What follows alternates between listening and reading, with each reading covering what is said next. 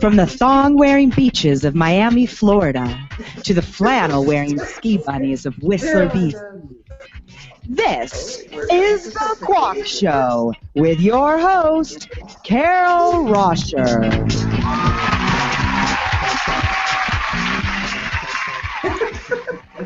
Welcome to The Qualk Show, and happy Saturday night. On tonight's show, Mama, I know I could be bad, but you always held me till I wasn't so sad. Mama, you've always been the best, keeping all my burdens hidden in your secret chest. There's nothing like a mother's heart, her hugging, kissing, all her smarts. I don't know what I'd ever do, I could never replace you. Mama, you always took care of me when people called me names and even when I scratched my knees. And Mama, you've always put me first, making sure I'm fed and clothed and not dying from thirst. There's nothing like a mother's heart, her hugging, kissing, all her smarts. Don't know what I'd ever do, I could never replace you. There's nothing like a mother's heart, her hugging, kissing, all her smarts. Don't know what I'd ever do, I could never replace you. That's what we're talking about on tonight's show, everybody. All 12 Let's meet the cast. We have Sin, mother to 2 teenagers. We have Hallie. She's a surrogate as well as a mama to a 6-year-old. Next, we have Stephanie. She's the lucky recipient of a toddler and an infant. God bless her. And welcoming to the panel tonight our special guest, Nicole, who happens to be my beautiful partner, and her gorgeous mom, Denise, and our daughter, 4 3/4-month-old, little Teahawk. Denise has 3 grown children, Nicole, a sister, and another brother, and she is a nana to 4 granddaughters. So you know her wallet's empty as well. Welcome to the show, everybody. Hallie, do you want to tell everybody how they can get a hold of us during the show? Yes, you need to go to our Facebook page, The Qualk Show. It's our like page. Make sure that you've liked it. Then I'm going to be posting. Where's my camera? There. That's what it looks like. That's where you want to comment. We're making this very clean and simple today. So we will be following along. If you want to interact with us, that's the place to do it. Please interact with us. We don't have any friends in real life. We need to hear from you. Yep. True. That's true. Look at Stephanie. I mean, she's in the closet, for God's sake. But I have parents. You know no one's visiting her there. No.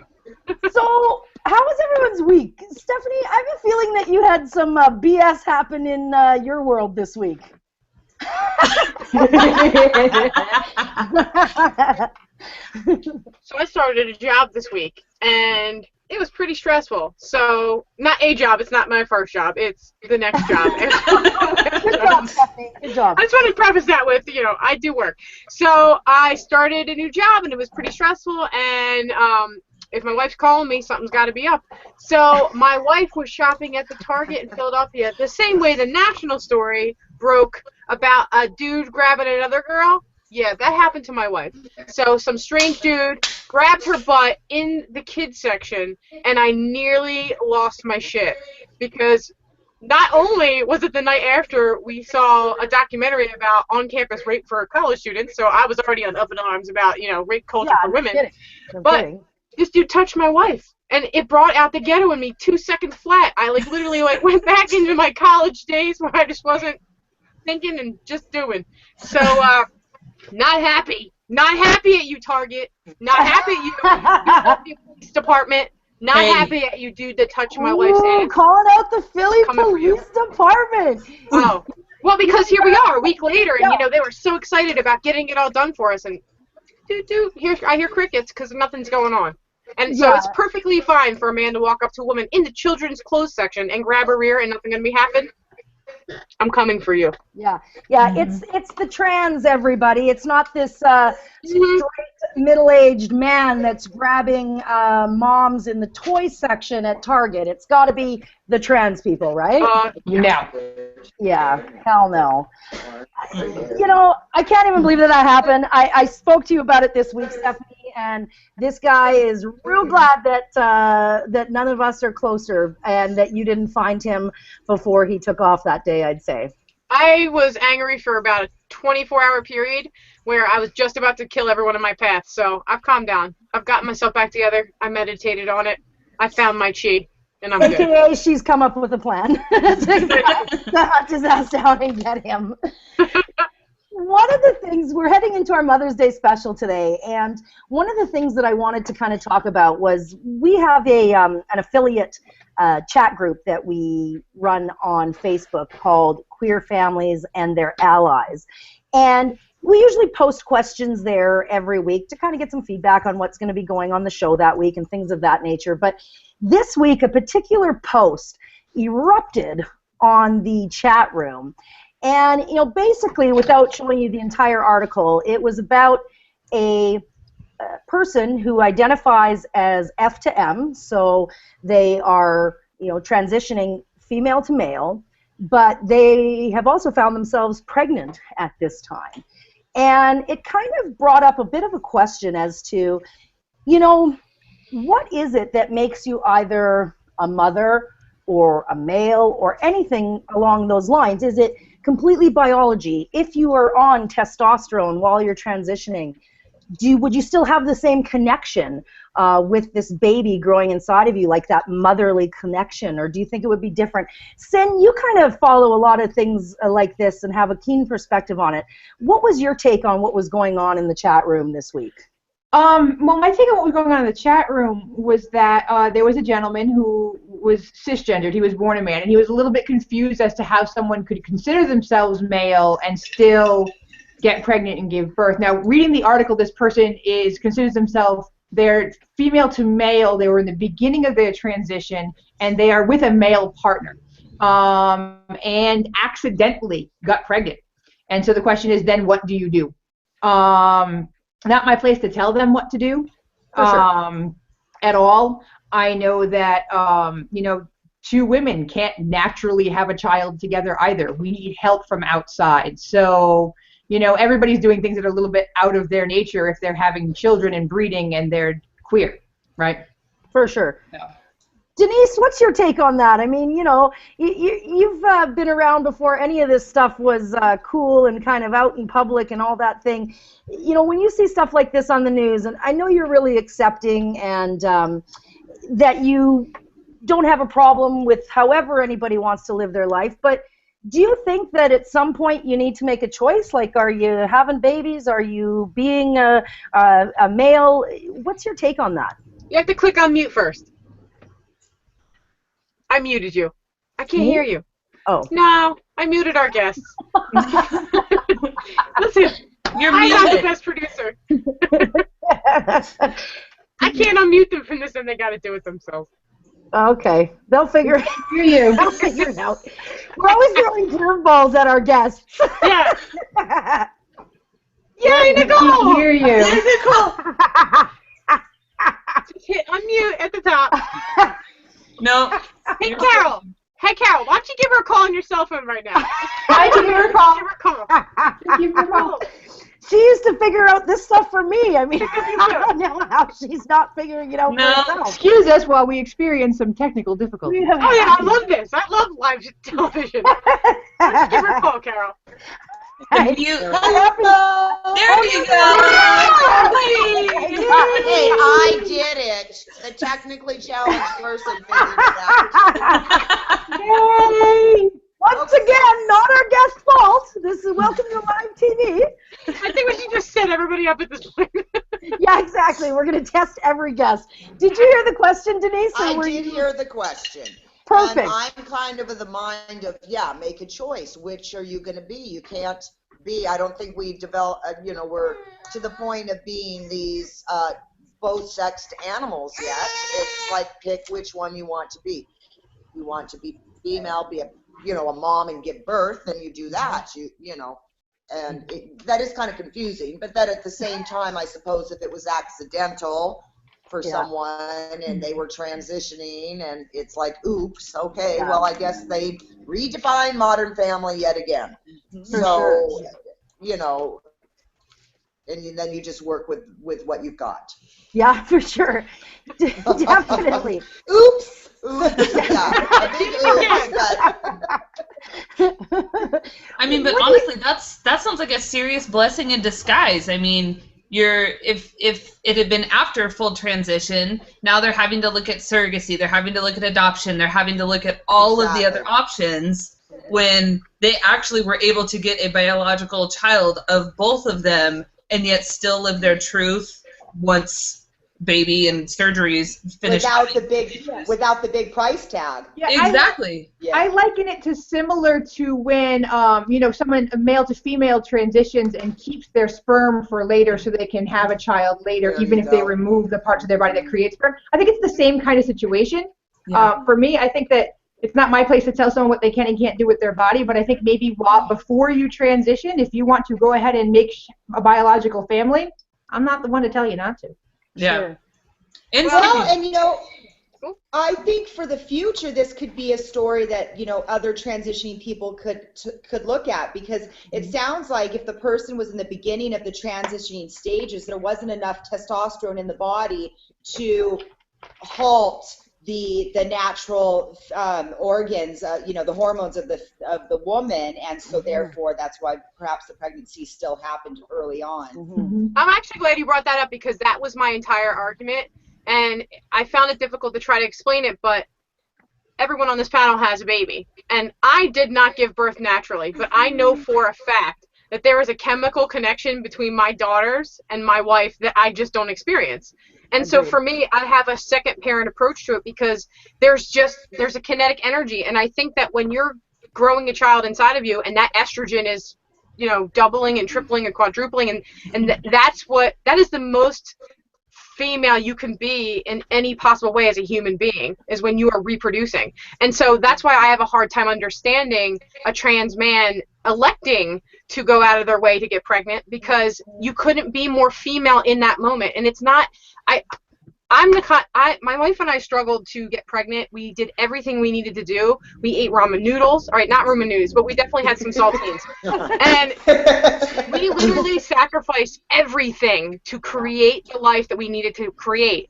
And so I feel like, I saw some people chatting and they're like, oh, well, I work at Starbucks, and and I've been there and I totally get that. But I also work 3 jobs to pay for my wedding too. So for me, I'm a go-getter kind of a person. I will do whatever it takes. And if I felt that I was a man inside, I would do everything it could take me in my body to not be feminized in a way. And there's just nothing we can do as humans to make a choice to take that moment away, that reproductive moment that makes you a female. Yeah. And so it might be cheaper, it might be more convenient.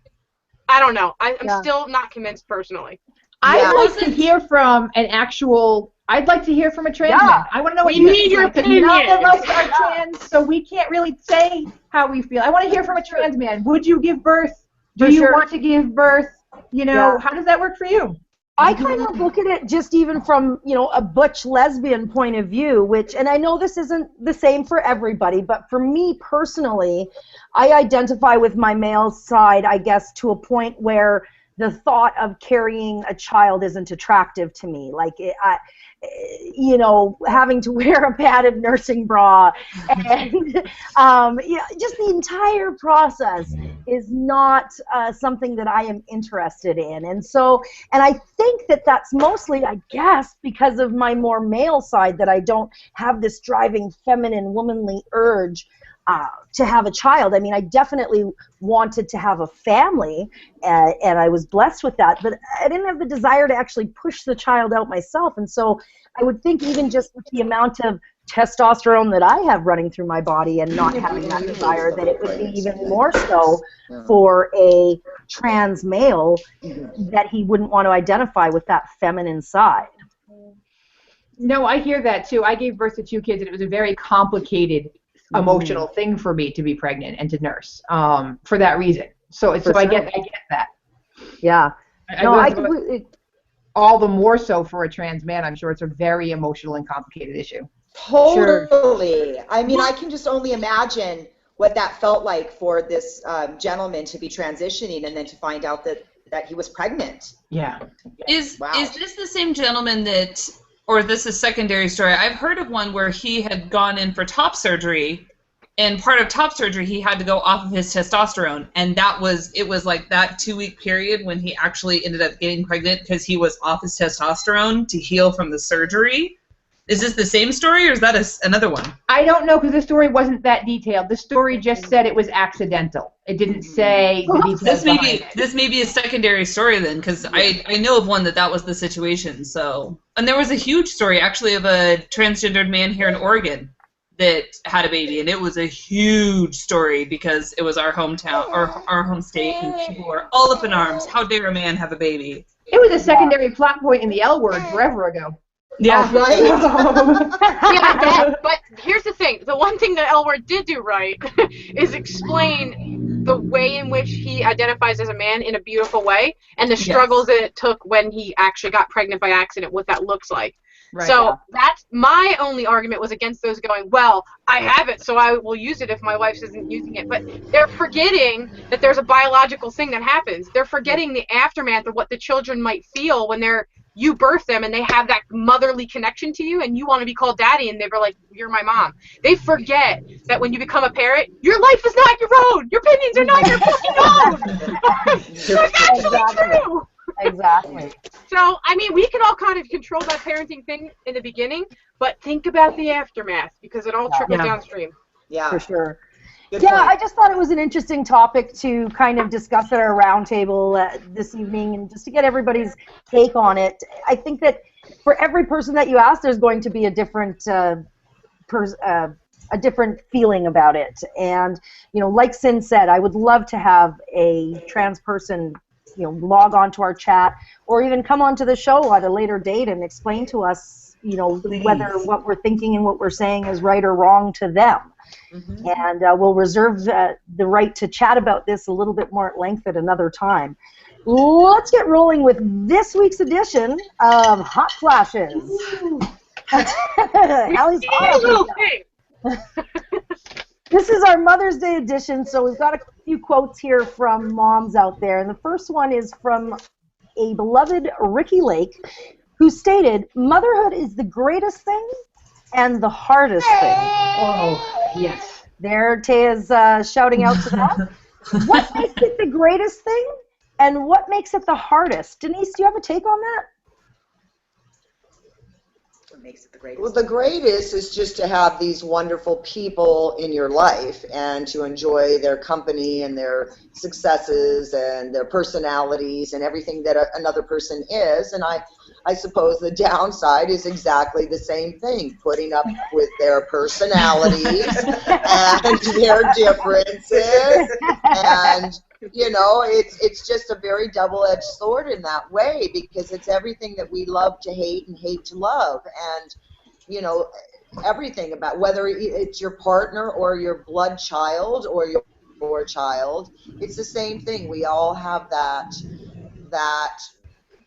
driving attraction to all the wonderful things about a person and then all the annoying things that get under our skin. So, it's just... But you're not ever annoyed by Nicole, are you? I mean, you think... Oh, never! Never. No, and that's the thing, that, we do have... And, of course, as I have all grown children, there's this fine line where you want them to grow up and have their own ideals, their own successes, their own opinions, their own everything, and you don't want to butt in and try to make them your clone, because that's not what it's about. They're not your clone, but what you do, in my mind, is that you just give them the foundation to build upon, as in, good morals or good values or whatever it is you're trying to pass on as a parent. And then you let them fly with it, and you respect them for being the individuals that they are, and love them and enjoy their personalities. For sure. And that's how I look at it. Definitely. Yeah, I mean, I definitely agree. You build these little people, and I, with my daughter only being 6, I'm raising her as an adult. I don't try to baby her. I want her to become an independent thinker, which has bit me in the ass a lot. Jokes on you. But then one of the hardest things, just last night, she came out and she was getting ready for bed, and she was just in her chonies, and she goes, "Mom, my belly's sticking out." And I was like, "I love that belly. I made that belly." And she's like, "But it's too big. I need to do sit-ups." And it made me want to throw up. That is not, the word fat is never used in our house. We don't talk about body image. It is always positive body image, period, end of sentence. That's not even an option. Yeah. And to hear a 6-year-old say that made me want to go on a rampage and kill everybody that would say anything negative to anybody. So that's the terrible part about parenting, especially a little girl. I'm sure little boys have the same problems, but For a sure. 6-year-old, Yeah.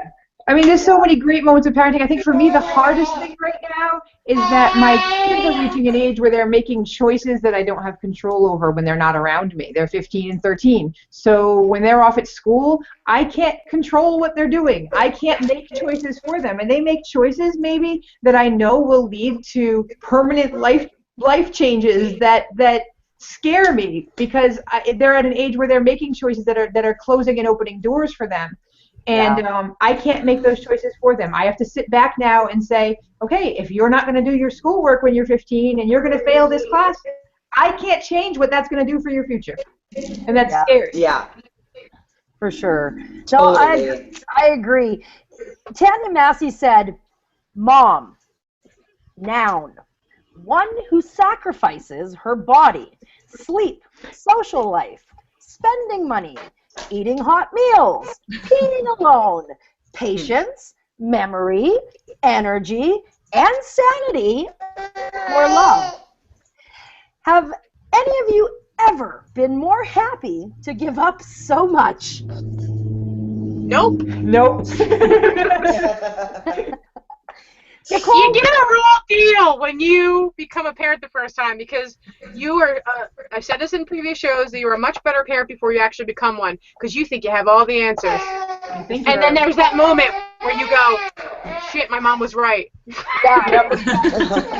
There was that surprising. But Feel free to breastfeed on live TV. yeah. We're all about the ratings. Okay. Of the Qualk Show, yeah, we're all okay? about the ratings. There was a moment when my mom, when my daughter was screaming and crying and colicky and nothing was working, and she was not, and I called my mom crying, thanking her for not killing me when I was a baby. Right? Thanks, Mom. Thank you for when I was a helpless infant, annoying you and making you not sleep. Thank you for keeping on keeping me alive. I appreciate it.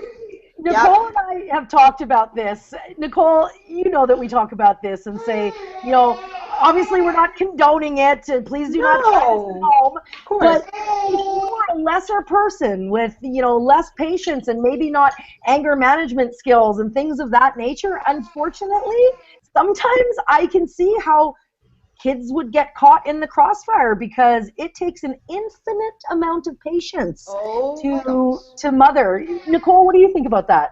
Yeah, there are things like, you know, I was very opinionated before I became a mom, and I always thought, like, you know, I'd hear a mom say something to their kid, and I'd just think, gosh, I'll never do that. And you know, it's funny. I have a much larger amount of patience than I ever knew. I understand the saying, it's so worth it. I just thought, like, what are you people talking about? But I really understand that saying now. And then I have to laugh at myself at the things that I do. Like, when my daughter is crying and I'm calmly saying, you're being such an asshole right now. I know She that. can't understand me, but it's like that gives me back my power in that moment when she's just being such a jerk, and I'm still loving her. You're not a jerk. You know, so I won't say the things that I have done that I thought that I never would do prior to becoming. And she's thanked me an awful lot. She appreciates me a lot more now that, and understanding her, how much I put up with 3 children and her unique personality, and I get a lot more respect now that she understands what I went through. I feel so much more loving towards my mom, actually, since having a child. Okay, And smile and take a picture of that then. Look, mom and daughter loving each other. I love it.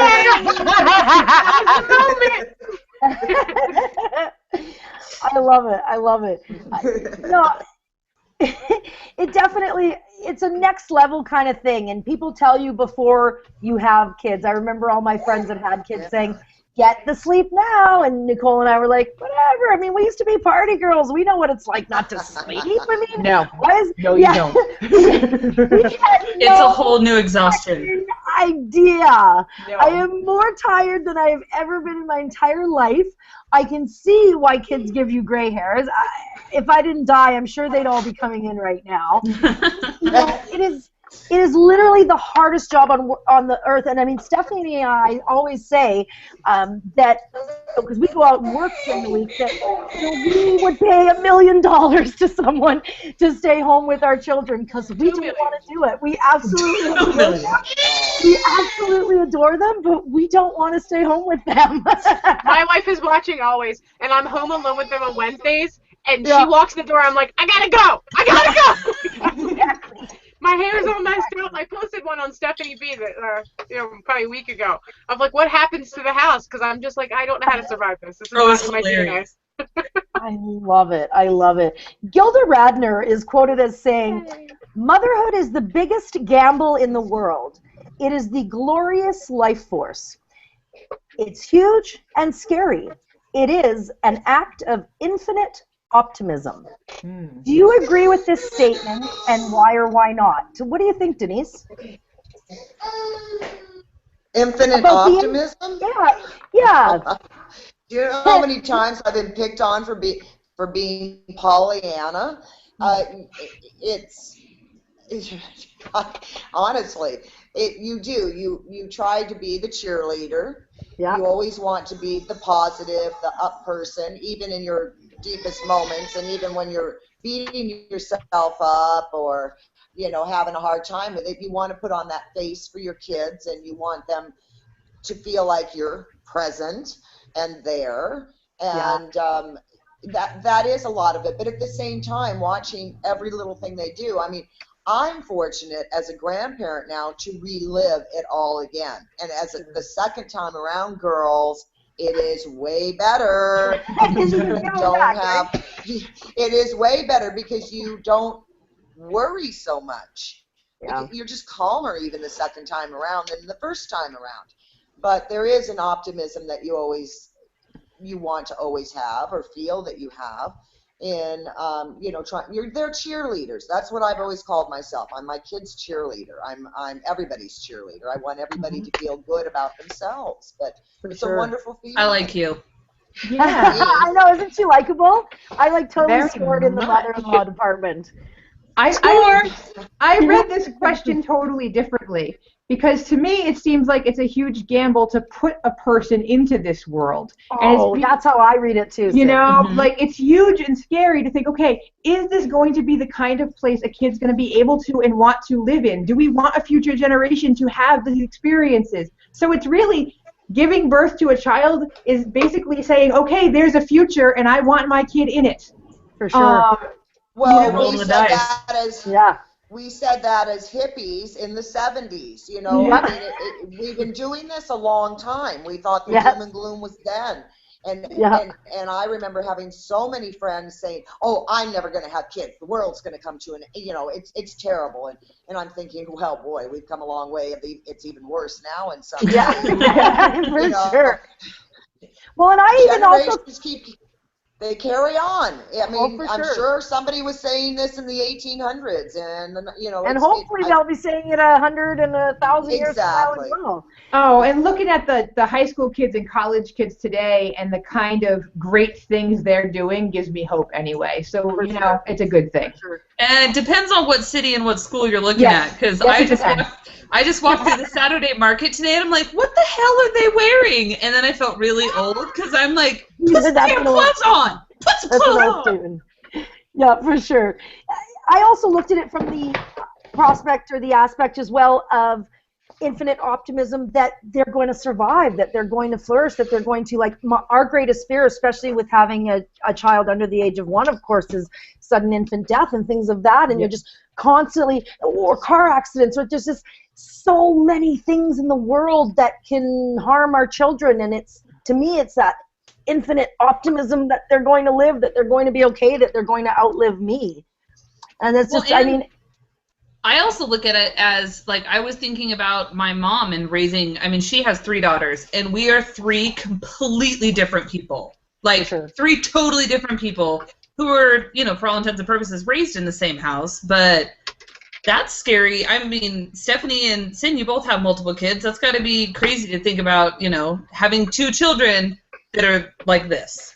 Yeah. Well, my children are very much that, and you know, one thinks that glitter comes out of her ass, and then the other one is completely either going to be a lesbian or definitely a football player. I can't tell which. But even, like, down to their tongue size, it's different. So they're just different human beings. But here's the thing. I don't think I parent like other people, and that hasn't changed. Before I had children, I knew I wanted to change the world by leading by example, and I do that every day. And I carried that over to when I actually met them.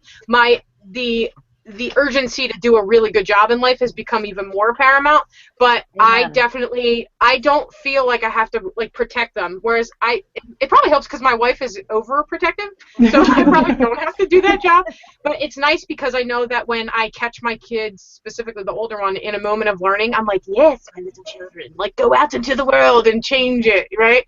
Exactly. So even though they're 2 different people, I'm still going to parent them the same way by going, do you, be authentic, and live your life, even if it's this short. Be the most amazing person you can be for that amount of time.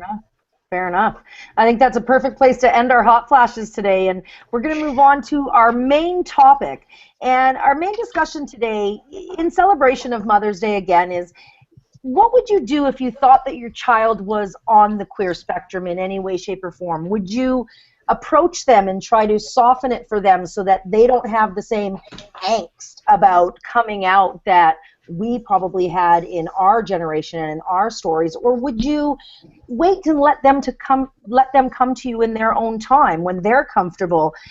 And kind of wrapped up in that, being that it's Mother's Day tomorrow, it's also a great time to give a shout out to the moms and all the moms who are accepting of their children in all their ways, shapes, and forms. And that's one of the reasons we wanted to have a mother like Denise on the show today that has stood by their children no matter what. And I know that Nicole has thrown a lot at you, Denise. She still is.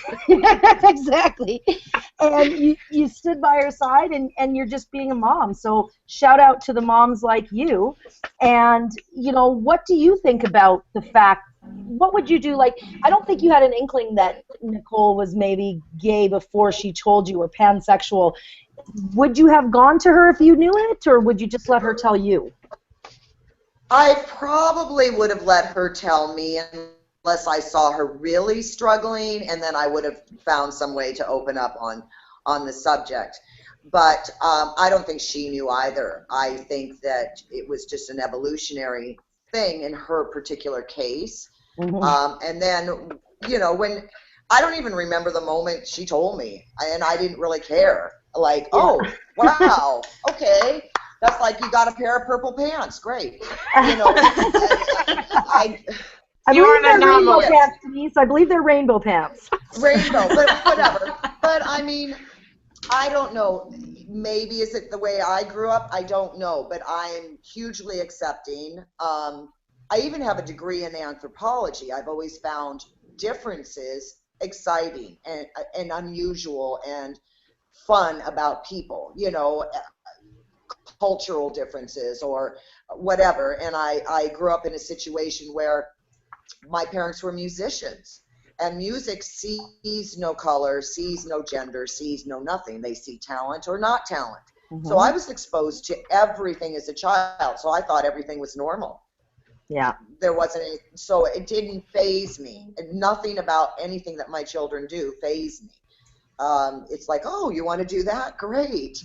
You know, yeah. Let's go find out more about it.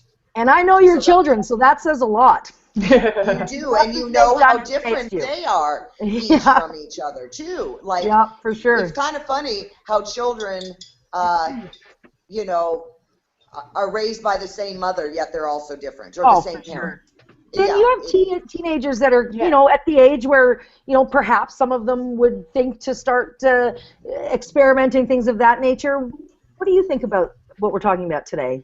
I think my kids, we've had this discussion since, you know, they were alive when I came out. Like, I had them first, right? So they remember when I told them what was going on. And so for me, the discussion's been open since then. It's been you know, this is how you talk to people about this kind of thing. And, you know, it's been you know, whatever you choose to do and whoever you choose to love and whoever you don't choose to, whoever you fall in love with, choice or not, I'm there for you. And my kids know that already. And, you know, they're reaching the age where they might start dating, and whoever they choose to date, as long as that person treats them respectfully and, you know, is good for them, then that's you know, not my problem. Yeah, not my problem. I love it. Stephanie, what would be your angle on that if one of your two beautiful little girls came to you and said, you know, or didn't come to you, if you really suspected, do you think it's better to kind of help them come to that, not help them come to the realization, but give them an outlet, or just completely let them come to it on their own terms like many of us did? I mean, I like to tell people what to do. So I would probably guess that I would be like, okay, let's have a talk. But, you know, if I had to go back to my own story and think about how much I built up the anxiety around being authentic, I would probably just, you know, handle it a lot like Nicole's mom and be like, what's up with those purple pants, dude? They look like shit. It would be, I can't really say, I can't speak on it until it actually happens, only because every step of this parenting journey for me has been something I have not predicted. So who knows? And you know what? We're in a climate right now where I feel like we're doing the work, and by shows like this is making it happen so that my children may not have to deal with the amount of stigmatism that I did. Everything, yeah. So get back to me in 20 years with that question. I'm hoping for a world where nobody has to come out. That when somebody says, I'm getting married, somebody says, oh, cool, what's your spouse's name? Like not who is he or who is she. I mean, just people don't assume the gender. That'd be nice if people don't assume the gender of who you're with. Right. Yeah. I know that I hope that I would handle it as gracefully as when I came out to my mom. Thankfully, she came out 5 years before I did, so that kind of made it easier for me. She came out to our family, so I was like, oh, they're cool with it. This is no problem. And then I started talking about this girl, Jess, that I worked with, and we were talking, and I was talking, and when I get really excited about something, I never stop talking. And she looked at me, she goes, do you like Jess more than a friend? And I was like, yeah. I'm standing in the kitchen, and she's like, I totally had you pegged for a straight girl. I was like, well, I'm coming out of the closet. And that was it. I love it. I didn't tell my mom. I lived with my first girlfriend for 2 years before I ever told her, and she ended up asking me, and I still cried. But yeah, but because she's so religious, I thought for sure I was gonna lose her. But shout out to another amazing mom, my mom, who, you know, said to me, we knew when we had children that they weren't going to make all the decisions that we wanted them to make, and they weren't going to make all of the same choices that we would make. But I just happen to love you anyways. So, you know, and, you know, I've given her a lot. I am a tattooed dyke, and she is a tiny little church lady. So she has grown a hell of a lot, let me tell you. You know, what, when you're thinking about the queer spectrum, and here's another, you know, being gay is one thing, but would you have a sense of loss in any way if your one-gendered child decided to transgender? To transition? Nope, not at all. I'd be excited because I really wanted a boy. I like the idea. Because my nephew's like one of the most awesome people on the planet. So I thought, yes, I'm going to have a Thomas. And then at the first one I went, what? Like, I wasn't planning on that. So I would give two shits. And then if they wanted to go back, I'd be like, I still don't care. Yeah, and some people say, like, they mourn the loss of the child that they have, but I don't think I would, because I think I'd feel more upset that I didn't realize sooner they were going through this, now that they're teenagers. If one of them came to me and said, that they really, you know, have always felt the opposite gender, I think I would have feel really bad that I didn't pick up on that before. You know, I think that, and I'd help them and it needed me to. What do you think, Nicole? What would we do if Taya came to us at some point and said that she was, you know, she was really a boy? Nothing. I mean, yeah, I would just figure, I would search out ways to, at whatever age this was, I would just say, okay, like, you know, what is the best way to approach this at this stage? Sure. For, you know, that person. But I think for me, just because I'm such an emotional person, I'd probably have some level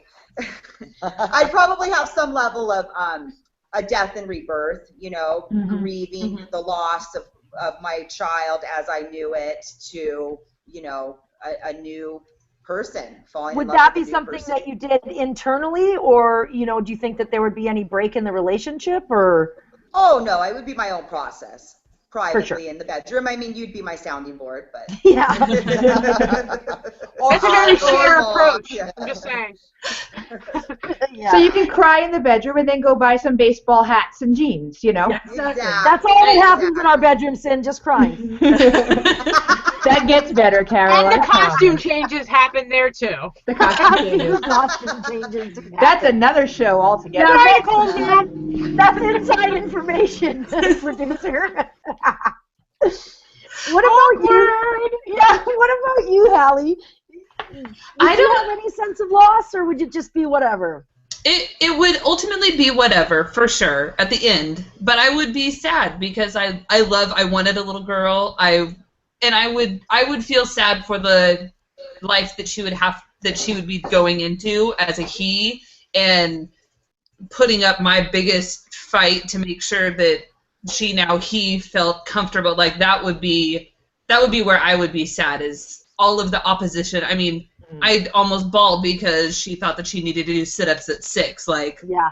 If she's going into something like that, I'd be like, oh, Lord. Yeah.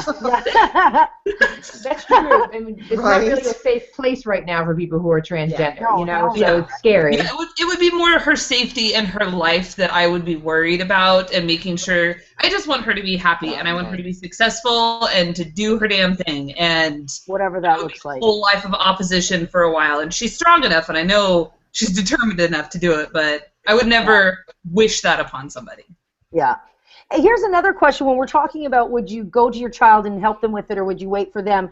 We're going to have a guest on the show at a later date who has a transgender child that was transgendered very, very early in life. And, you know, at what point would you think that your child was not just being a tomboy, not just experimenting with other things, or a tom girl, or whatever the opposite of tomboy is? At what point would you think, you know, there's more going on here, and at that point, do you, again, facilitate it or stand back? I would seek professional help with that. There are people there are experts in this field. You know, when I had one of my children when they were younger, you know, we were questioning, and there was a wonderful person with Youth Pride who hooked me up with some doctors and some specialists that can help you out with this sort of thing. If your child is consistent about this, then it's better to help them out before puberty, because puberty can be really traumatic. If someone is, for instance, a male to female trans and hits male puberty, and it's real, and somebody also female to male trans hitting female puberty is very traumatic for them. And so it's very it's controversial. But there are people who are willing to not give them surgery, but to help them hormonally before they hit puberty, so they can have the right puberty. Yeah. And I think that ideally, I would love for my kid to tell me and know for sure and get the right counseling before they hit puberty, because then they could really live a more ideal life for them. Sure. Well, and I wish, I mean, we had a whole huge rant about this earlier, a couple weeks ago. I wish that that things were just more gender neutral. Like, I am not a personal parent that only refers to my child as they, them, you know, she is a she is a girl. But I hate, and I went on a whole rant about the McDonald's Happy Meal toys, and is it for a boy or a girl? Fuck you. It doesn't matter. What are the toys? Oh, it pissed me off. Yeah. Oh, I used to get so mad because I love my brother's Ninja Turtle and Star Wars toys. You know, I didn't want Exactly. freaking She-Ra and Barbie. Are you kidding me? And my daughter is the type to wear a tutu on a dirt bike. That's what she wants to do. Yeah. Get it, girl. Yeah.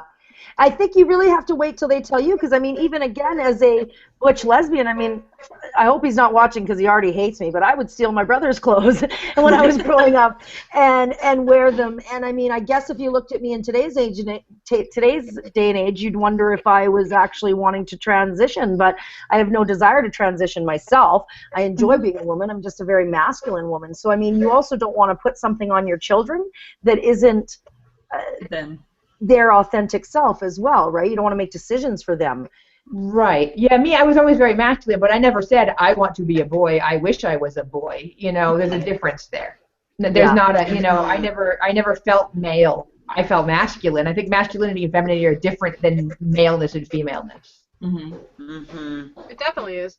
I mean, you can also see the fear in people's eyes when they don't know the difference between sexual identity issues and your, you know, your identifying self. Your gender. Yeah, between gender and sexuality are two completely different things. And I'm learning that with this show, so thanks. Oh, for sure. Me too. Yeah, I mean, I'm an old school lesbian too, being one of the oldest, I think the oldest on the panel. Not by much. Old balls. I'm not transgendered, but it would be okay if I was and I had old balls, but that's another show. But we're going to send Nicole's mom over to discover your old balls. Anthropology! You know, I lived with Nicole's mom for a little while, so I don't believe she's seen my old balls, but she's definitely seen a carpenter's cracker, too, going around the house. So, what would you do, Denise, if one of your beautiful kids told you that they wanted to be the other sex? I would just support them.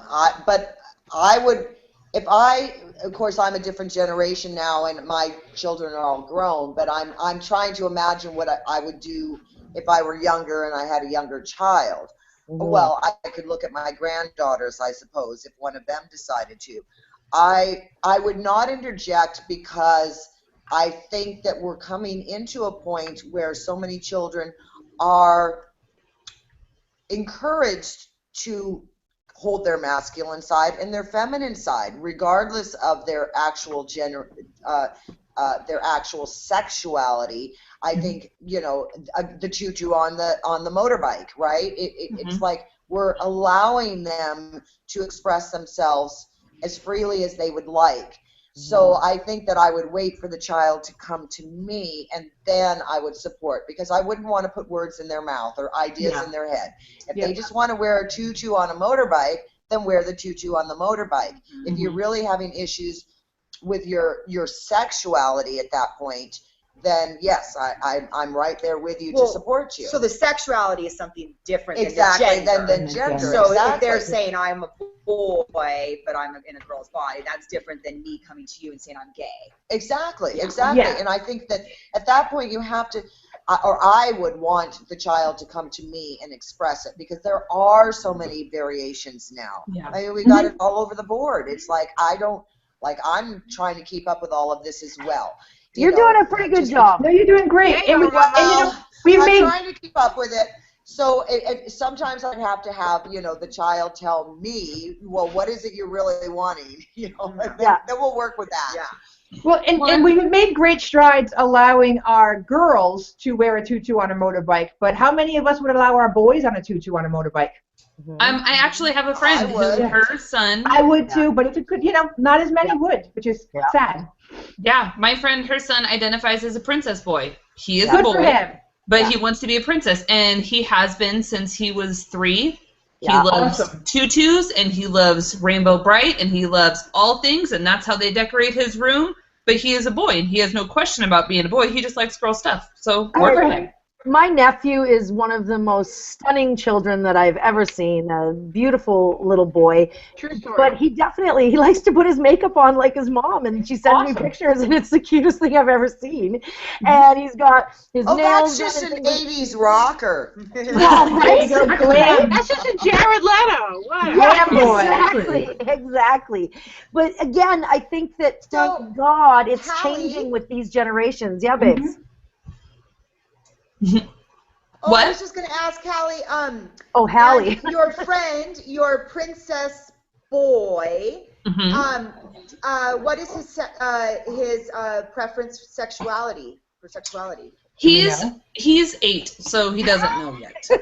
Oh, he's 8. He's little. No. He's a friend of yours. No. He is a young boy. I don't know. I mean, and we've always gone back and forth wondering what he will be when he grows up. But as of right now, his sexuality is none. Damn it. He's just a kid. He is a little princess boy. He is a little princess boy. That's fantastic. I love it. And, we are moving towards that in today's society, thank God, and maybe not in the North Carolinas of the world. But, my nephew has, a mommy and a daddy, and daddy is just as fine with him wearing nail polish and putting on makeup as mommy is, because he's a child. And he, even if he wasn't, but he's just being a kid. He just wants to do what he sees either of his parents doing, and experience all of that stuff. And my mom used to support us to paint my younger brother's fingernails, because he just wanted to be like his older sisters. But he's so masculine, he's Super really into masculine. sport, but he loved being doted on by his sisters and his female cousins. He adored. And he's also going to love hearing that we told this story. No names mentioned. He's fine. Exactly. He's very comfortable with it. He's very comfortable. My brother was not. When I went to the prom as a junior, I painted my brother's nails with fake acrylic nails right before a hockey game. I thought he was actually going to stab me and kill me with them. I tricked him into it. I told him they were press on, and I put super glue like an asshole. Enjoy your hockey. Enjoy the locker room. And now I told that story, and I'm going to still die at 36. Yeah, exactly. And maybe there's something to be said, though, for the fact that, for someone like Nicole's brother that grew up with this being allowed to express himself in whatever way and growing up with sisters and all that stuff, that I find him to be quite a kind, gentle soul as well. And I don't know if that's just him or if it's part and parcel of genetics as well as upbringing and what you're kind of exposed to. No, I think Go ahead. I think it's super important. I mean, there's been a whole recent debate about little boys and baby dolls, or little boys and Barbies. Awesome. And it is ridiculous. I think every little boy needs to have a baby doll. And I have a friend who has a little boy, and her husband is a construction worker. And I was like, I'm buying him a baby doll for his 2nd birthday. I'm just telling you that's what I do. He's like, my son won't have a baby. And I was like, forget you. He's going to be a dad one day, right? You want him to be a good dad? This is how you do it. Yep. Yeah. And my son also had a doll house, so he could act out what was going on in the house that was bothering him, because that's what girls do with doll houses, and it's important socially. Exactly. This is something that we could talk about at great length, and I mean, it's such a good topic, and I'm so glad that we are the mothers of tomorrow, and looking at some of the mothers from yesterday that were doing it right and raising their kids with the right attitude. Yeah, exactly. Just to kind of close the show today, well, not close it quite yet, but moving on to a little bit of a fun topic here is we've all had those weird and wonderful and creative gifts that our children have given to us, or that we have given to our moms over the years regarding Mother's Day. And as I said to my producer a little bit earlier, the only thing, my daughter's 4.5 months old, so the only thing that my daughter's made for me so far is a dirty diaper. But my dad and my stepmom did the sweetest thing on Friday and sent this bouquet of flowers. So it's not quirky or funky or anything, but it says to Mom 1 and Mom 2. She says Mom. Okay. Love Yeah. Taya. They're British, so You're anyone so is British Canadian. way of saying mom. And I just thought that was the cutest thing. So that's officially our first gift from Taya, I believe. Hallie, what were you holding up there? So my daughter is 6. This is her first year in kindergarten. So she's learning phonetic spelling right now, and it is the cutest thing. It just melts my heart. So I told her that I was going to New York with the Qualk Show. Yeah.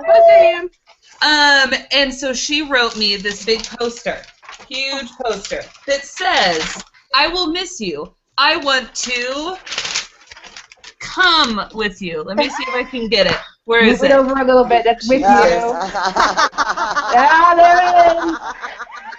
I want to come with you.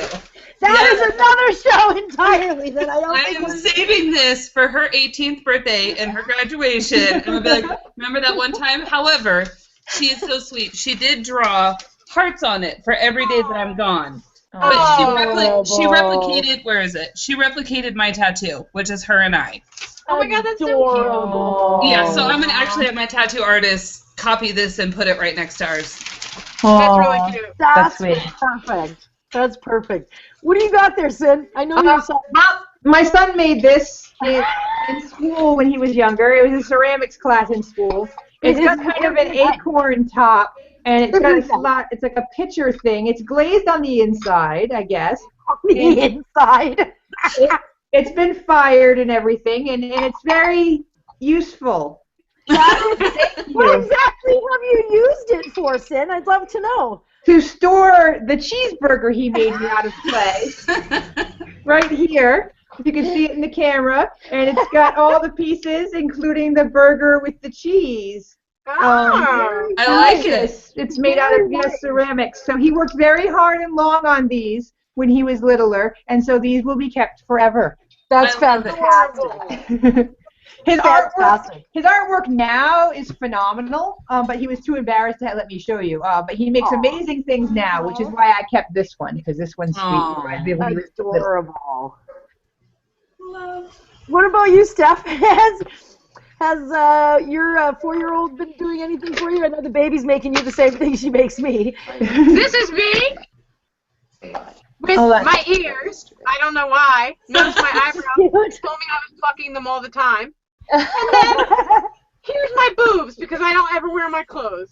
I have 4 of them. And then I immediately thought, are you looking at my stomachs or my boobs? But it's funny because it's made on paper.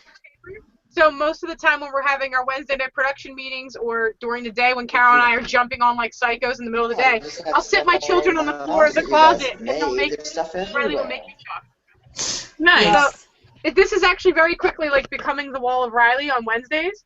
So we have like I don't know what this is down here. This is the dog. So she told me I needed a dog in my closet.